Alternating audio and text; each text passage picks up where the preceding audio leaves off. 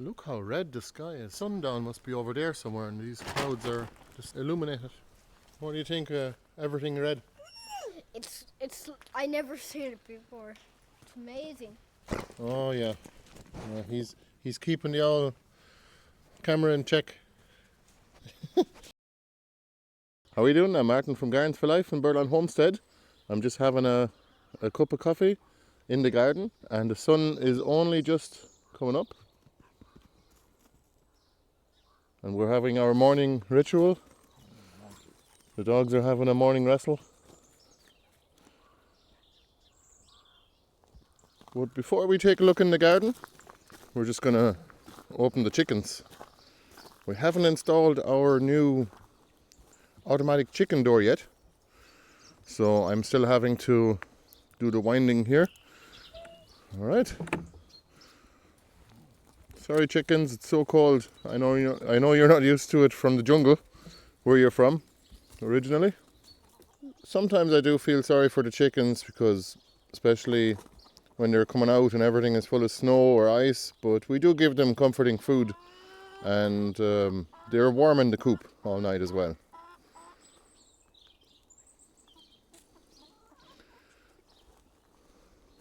And soon enough we're going to rebuild the chicken coop and we're not going to need this stuff anymore. This is the wood shavings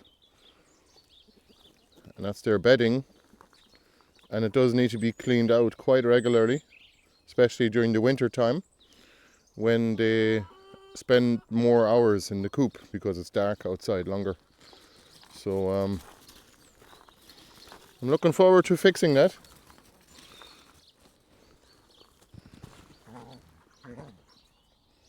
Come here.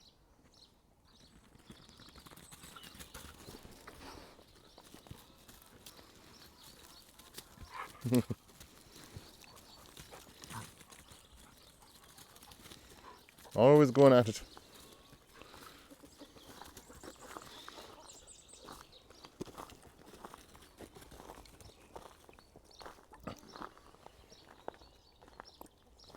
So soon I'm going to put out our new garden cart video, which is hopefully going to happen in the next couple of days. We'll get that done, but at the moment I'm sort of racing against the spring, so to speak. Racing against the growing season as we do every year. There's always things to do before spring, but look at this. The elders are starting to grow already, so I'm going to harvest all of the wood from all of the elders in the garden, all the different varieties actually, including the American elder, and I'm going to do this with them, just cut them back so we get good new regrowth from all of these leaf buds here. They're all going to make new branches, and I'm looking forward to reusing those in the rest of the gardens. We do need more elders. Elders did sell out once again this winter. Still have a few American elder cuttings left if anyone's interested. But look at this.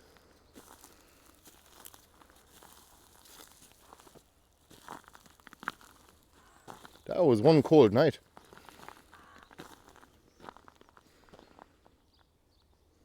The Taunton Dean kale didn't like that cold spell we had. I think it was about -5 or 6 where we are anyway. It sure looks like a lot of the plants are still asleep, with the exception for the elder and the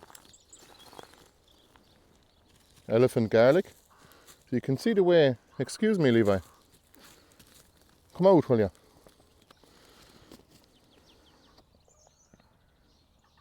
Alright, good boy. No, stay. He's always fierce cuddly, this fella. Or maybe he just wants to be in the video. So these were the elephant garlic, and I'm going to replant them. I'm going to take them up, even though it's a little bit late now. But once you do it gently, you can pry the roots using a fork. And then you can still separate them now. Simply because I want to replant them somewhere with more room for them. You can leave them for several years. I have videos on harvesting a 2 and 3 year old elephant garlic plant, and you get a tremendous amount of yield out of it. Yes. The elder is still leafing out. The other varieties too. This is the fig tree. It's still asleep. So we're going to take fig cuttings as well. This is what used to be the pizza garden. You may have seen the videos about it. So it used to be a vegetable garden, about the same size as the standard allotment size in the UK. So about 10 by 10 meters or 10 by 8 meters. And it used to be very productive, and it was very little work to keep up with it. Then I covered it with wood chips after the birds covered it in berry seeds. So there is a lot of elderberry in here now. There's also a lot of raspberries and a lot of currants that the birds actually planted. So we're going to check to see which varieties are good. This is one of them. Can you believe it? A bird ate a seed from just somewhere around here, probably from the edges of the garden, from where I actually planted the berry bushes some 7 or 8 years ago. And about 3 years ago or so, a bird simply ate a berry and pooped out a seed right here. And this is what it turned into, a new blackcurrant variety. And we'll see what it turns into. That's the beauty about our methods here at Birdland.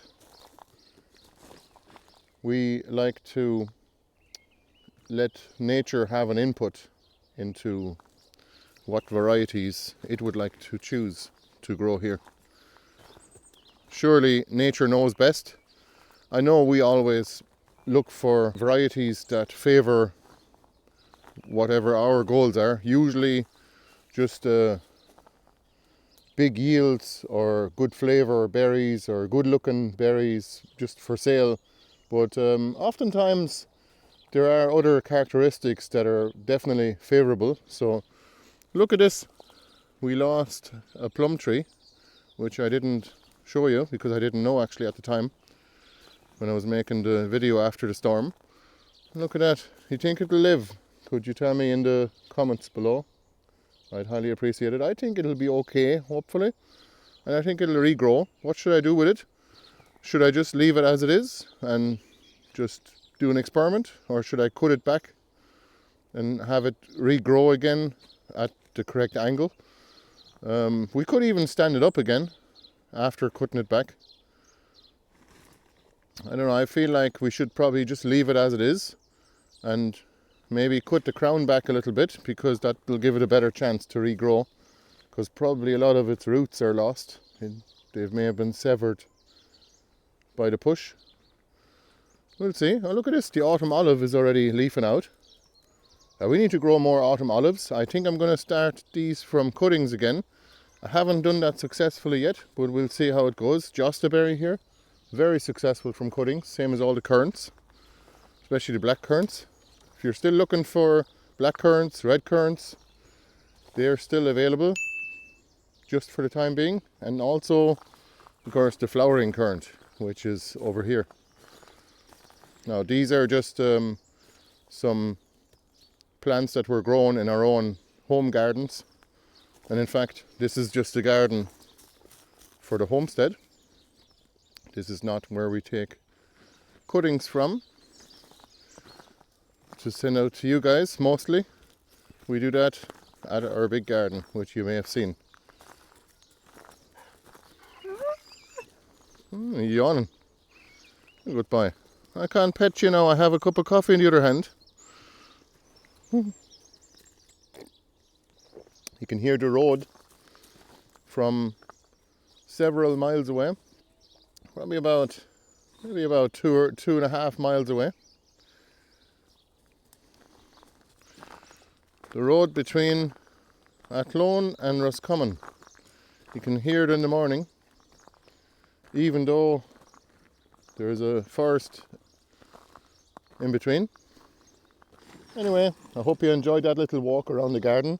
and we'll see you the next time. Thanks a million. Bye bye.